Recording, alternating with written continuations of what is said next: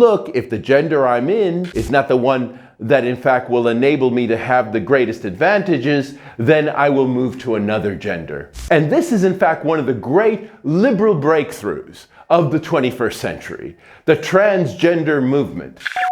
I'm a professor of social epistemology at the University of Warwick, and I'm interested primarily in the future of humanity, in the way in which science and technology is going to transform the way we think about ourselves as human beings. In order to be a time traveler, you need to know how we got to where we are now. Whatever is happening today is not necessarily what's going to be happening tomorrow, partly because of the things that are in fact done today. Hi, I'm Steve Fuller. I'm presenting you today's news from the future.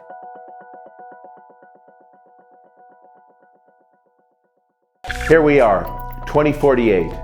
What has happened to the differences between the genders that in fact had increased differences in wages, that increased differences in various sorts of social inequalities 30, 40 years ago? And that problem didn't really get addressed by capitalism at all. No, what capitalism in fact enabled was something quite different, namely the fact that people have the right to choose their gender. And gender mobility, just like class mobility, was made possible once we lived in a society where people are able to change their genders just as much as they can change their class origins.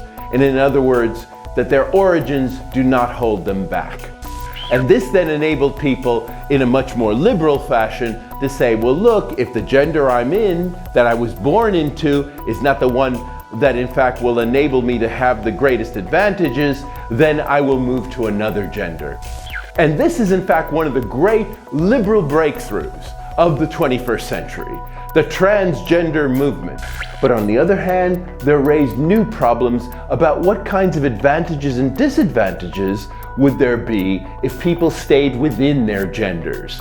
And so the idea of gender stability itself became a social problem. This is where we are in the year 2048.